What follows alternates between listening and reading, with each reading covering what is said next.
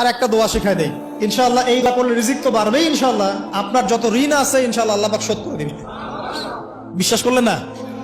এই দোয়া শিখাই দিচ্ছি, এই জন্য আমাকে হাদিয়া দেওয়া দরকার, স্পেশালি আমাকে এখন হাদিয়া দেওয়া দরকার। এটা গুরুত্বপূর্ণ দোয়া শিখাই দিচ্ছি। আলী রাদিয়াল্লাহু আনহু বলেছেন, কোন ব্যক্তির যদি পাহাড়ের সমানও ঋণ থাকে, এই দোয়া যদি আমল করে আল্লাহ পাক ওই ঋণও শোধ করে দিবেন ইনশাআল্লাহ।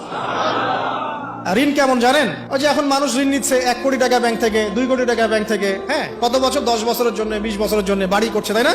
তার ধারণা এমন যে সে মারা গেলে তার ঋণটা কেউ না কেউ শোধ করে দিবেই দিবে, তাই তো? আর আল্লাহ রসুল কি বলছেন দেখেন, একজন মারা গেছেন, নবী সাল্লাল্লাহু আলাইহি ওয়াসাল্লামের সময় একজন মারা গেছেন। তো নবী করিম সাল্লাল্লাহু আলাইহি ওয়াসাল্লাম বলছেন, এই ব্যক্তির কি কোনো ঋণ আছে? একজন সাহাবী বলেন, হ্যাঁ ইয়া রাসূলুল্লাহ, তো ঋণ আছে। নবীজি বললেন, তোমরা ওর জানাজা পড়ো, আমাকে ডেকো না, তোমরা ওর জানাজা পড়ে নাও, আমি জানাজা পড়তে চাচ্ছি না। আমি এখন কেমন করে আপনাকে বুঝাবো ঋণ কত ভয়ঙ্কর জিনিস?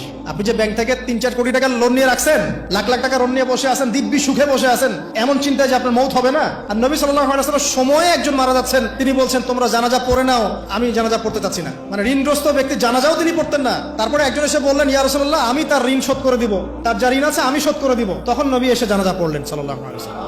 তো আপনার এই কোটি কোটি টাকা ঋণ শোধ করার লোক তো রেডি আছে নাকি? আছে না? সমস্যা নেই, আপনার জানাজা পড়া হবে, আপনার মিলাদও হবে, আপনার একটা বড়সড় দোয়াও হবে ইনশাআল্লাহ। কিন্তু আল্লাহ পাক বলেছেন, শহীদ, আল্লাহর পথে যুদ্ধ করে শহীদ হয়েছে, এই ব্যক্তির আত্মাও ঝুলে থাকে যতক্ষণ পর্যন্ত না তার ঋণটা শোধ করা হয়।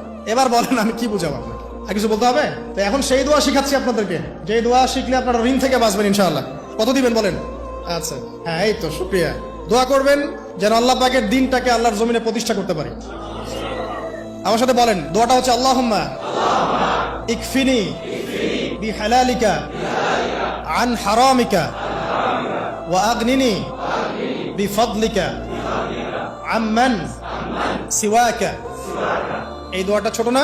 এটা মুখস্থ করবেন, সেজদায় পড়বেন, নামাজের সেজদায় পড়বেন, আত্তাহিয়াতু দরুদ শেষ তারপরে পড়বেন, নামাজ শেষে হাত তুলে করবেন, যখন তখন শেষ রাতটা করবেন, ইনশাআল্লাহ দেখবেন আপনার ঋণ বলতে কিছু থাকবে না ইনশাআল্লাহ। যদি থাকেও, বড় কোনো ঋণ থাকেও, আল্লাহ পাক অন্য কোনো মাধ্যমে এটা শোধ করার ব্যবস্থা করে দিবেন ইনশাআল্লাহ। ইনশাআল্লাহ লালমনিরহাটের 100 একর জায়গায় যত ধান হয়, এতগুলো ধান যদি আপনার আমল নামায় লেখা থাকে, মানে আপনার আমল নামা তাকদিরে, আপনার তাকদিরে যদি লেখা থাকে যে আপনি 100 একর জমির ধান খাবেন তারপর মরবেন, আছে না লেখা?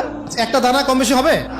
আপনি যদি আল্লাহর প্রতি তাওয়াক্কুলি করেন, তাহলে আপনি হালাল পথে থাকবেন, বিশ্বাস করবেন যে আল্লাহ পাক যেটা লিখে রাখছে আমার তাকদিরে, রিজিক, এর একটা দানা রেখেও আমি পৃথিবী থেকে যাব না, সিম্পল। তখন আপনার অন্য পথে যাওয়ার কোনো কারণ নাই। আর যখন আপনি বিশ্বাস করবেন না, না এটা আমার হাতে, আমি যত পরিশ্রম করব তত রিজিক বাড়বে, আমি যত ঘুষ নিব তত বাড়বে, যত সুদ খাবো তত বাড়বে, যত দুর্নীতি করবো তত বাড়বে, তখন তো রিজিকের এই পুরো দায়িত্বটা আল্লাহ পাক আপনার হাতে ছেড়ে দিবেন। আল্লাহ পাক আপনাকে কোনো বারাকা দিবেন না। ইয়ামহাকুল্লাহু রিবা ওয়া ইউরবিস সাদাকা। সদকা করলে সম্পদ বৃদ্ধি পায়, আর রিবার মধ্য দিয়ে সম্পদ ধ্বংস হয়ে যায়, একদম মাটিতে মিশে যায়। কিভাবে ধ্বংস হয় সেটা এখন আলোচনা করার সুযোগ নাই, সময় নাই। আমি ইনশাআল্লাহ আরেকদিন শুধু রিবা নিয়ে আলাদা আলোচনা করবো ইনশাআল্লাহ। এটা সমাজের নিচু লেভেল থেকে উঁচু পর্যন্ত দরিদ্র মানুষদেরকে আরো দরিদ্র করবে, আর ধনীদেরকে আরো ধনী করবে।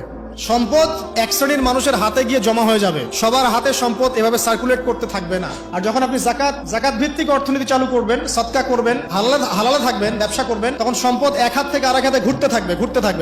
এটা এমনি বুঝবেন না, ইনশাআল্লাহ আরেকদিন বুঝাবো। আসেন, যে দারিদ্রতা দূর করতে চান, সচ্ছলতা চান, কয়েকটা কাজ করেন। এই যে বললাম, 1 নাম্বার সূরাতুল ওয়াকিয়া তেলাওয়াত করেন, 5 ওয়াক্ত নামাজ জামাতে পড়েন, ডেইলি কিছু সময়ের জন্য কোরআন তেলাওয়াত করেন, আর আল্লাহর কাছে রিজিক চান, জিকির বেশি বাড়ায় দেন। পারবেন না ইনশাআল্লাহ?